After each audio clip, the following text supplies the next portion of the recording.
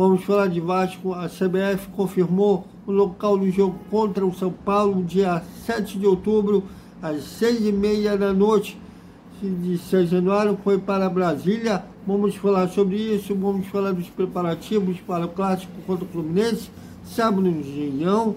E também vamos falar sobre o laudo do Corpo de Bombeiro.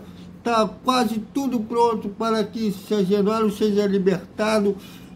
E tudo leva a crer que o jogo no dia 21 contra o Coritiba será com a nossa gente, com a nossa família.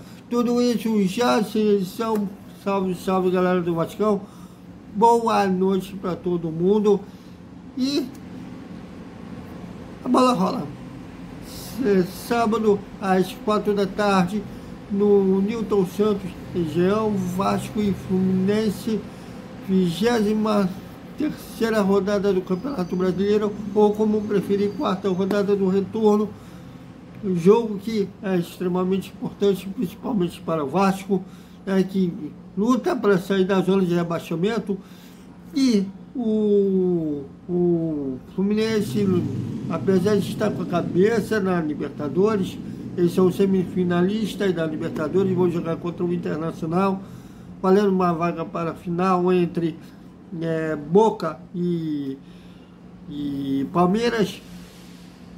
Mas o Tricolor sonha e ainda está com esse sonho de um título inédito na história deles. Bom, e vamos centralizar no Vasco. Ainda essa semana a gente vai falar sobre o nosso adversário, mas o Vasco hoje fez ainda um treino diferente que eu falei de manhã cedo. O treino foi no Centro de Treinamento Moacir Barbosa, e amanhã, quarta-feira, que eles farão um treino de reconhecimento no gramado lá no Newton Santos.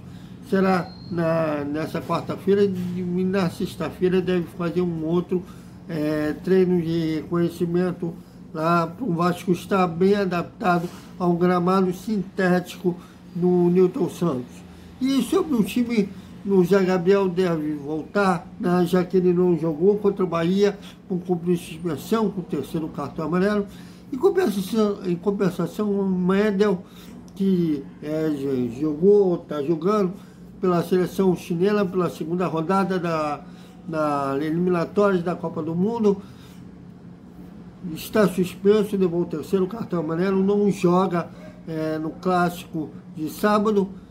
E há uma expectativa do Payet, enfim, jogar seu primeiro jogo como titular. Nesse caso aí, do francês entrando, o Serginho sai do time, mas mantém aquela base com o Bruno Prachete, Paulinho, aí no caso o Payet e o Gabriel Pérez e o Vigete mais na frente. Mas vamos aguardar para ver o que o Ramon Dias pensa do time para esse clássico, já que a maioria dos titulares não participaram no jogo treino de ontem contra o São Cristóvão, que o Vasco goleou de 5-0. O Payet jogou, mas a maioria dos titulares não, tanto que os gols foram do Figueiredo, do Sebastião Ferreira e do Alex Teixeira. Mas vamos aguardar para ver que o Ramon Dias tem para um clássico. E o jogo contra o São Paulo, marcado para o dia 7, às 6h30 da noite, dia 7 de outubro, às 6h30 da noite, estava inicialmente marcado para São Januário, e a CBF confirmou nessa terça-feira que o jogo mudou de local, será em Brasília, no Mané Garrincha. O Vasco ainda está, o São Januário está interditado, o Vasco ainda está lutando para voltar a poder receber a sua torcida, e houve a oportunidade do Vasco ganhar um trocado com essa venda de local, para Brasília. O jogo será lá, né, no Mané Garrincha, que o Vasco também tem boas recordações, e o Vasco sempre enche, enche o seu lado quando joga lá em Brasília. E promete ser um bom jogo contra o São Paulo no turno. A gente não gosta de lembrar, o Vasco perdeu o 4-2 no Morumbi, né? O São Paulo fez 2-0, o Vasco chegou a empatar a partida, mas logo assim que fez o segundo gol, levou o terceiro e o quarto gol. Ainda era comandado pelo Maurício Barbieri, aquele cara que, quando levava gol, ao invés de dar esporro, baixava a cabeça. Mas espero agora no jogo do retorno, né, o Vasco tenha uma apresentação melhor contra o São Paulo. A gente tem o São Paulo, um adversário do coração, que a gente foi campeão em cima deles em 1989, mas uns tempos para cá tem sido difícil vencer o São Paulo. Também tem o 7-1, né, de 2001, no São Januário, né, aquela goleada histórica que o Rogério Ceni, hoje técnico do Bahia, era goleiro do São Paulo.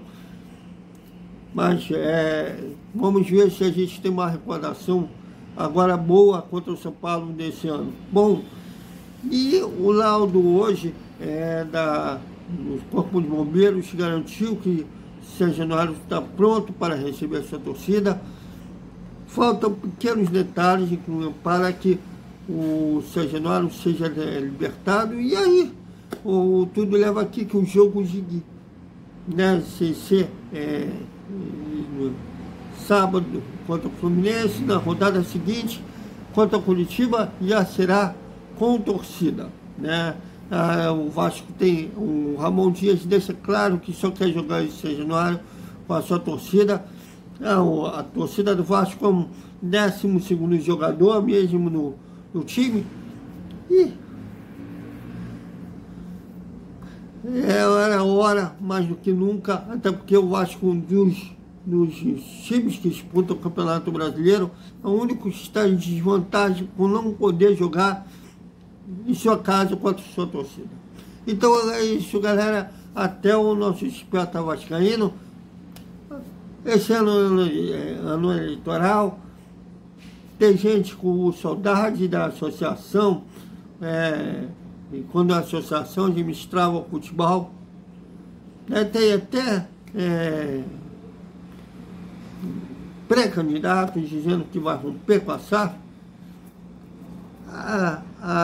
Como fala, os tempos da associação administrando o futebol era tão bom. Lembra do Rio, na primeira passagem do Zé Ricardo pelo Vasco, inclusive o Rildo fez parte daquela campanha que estava namorando a zona de rebaixamento, chegou na pré-Libertadores, inclusive o Rildo foi destaque naquela pré-Libertadores. Quando chegou na fase de grupo na Libertadores foi uma tristeza, mas lembra do Rildo? Pois é, os colegas do Globo Esporte hoje fizeram uma matéria sobre o ex-jogador que ele cobra de dívida, né, da passagem dele, que nem foi longa assim pelo Vasco, R$948 mil. Que quando ele saiu, ele dividiu a dívida em 12 vezes, e até hoje, a passagem dele foi em 2018, 2019, ele sequer recebeu a primeira prestação. E no regime de centralizações que o Vasco entrou desde o ano passado, o Rio deu de 168 nomes, ele deu o número dele é 151, né, para ele receber, que o Vasco já pagou em um regime centralizado 45.200.000, priorizando idosos, acidentes de trabalho, gestantes. Tem uma ordem, e tem aqueles que aceitam um desconto de 30% em relação ao valor da dívida original, que passam à frente por causa disso, ganham prioridade por causa disso, e o Rildo está lá atrás. Mas eu recomendo vocês lerem a matéria do Globo Esporte, que está muito boa. Agora, o tempo da associação estava tão bom, né, que vale, agora com a SAF, com todos os problemas, que não vamos passar quando dizer que não tem problema, tem problemas, mas está cumprindo o mínimo de um empregador decente, que é pagar em dia. Tinha problemas graves, né, que impedia a associação de pagar em dia, mas a SAF, ao menos, está fazendo isso. E tem gente que acha que tem saudades naquele tempo, que pensa em romper. Fazer o quê? Mas, inclusive, tem pré-candidato entrando na justiça querendo rever o contrato com a SAF. Então, eu já esperava por isso, por ser ano eleitoral. Se o time estivesse na parte de cima da tabela, as ações deles seriam outras. Mas tudo bem. Então é isso, galera. Faz parte do jogo. Até amanhã, de manhã, com o nosso Despertar Vascaíno. E também a nossa hora do almoço. Até mais.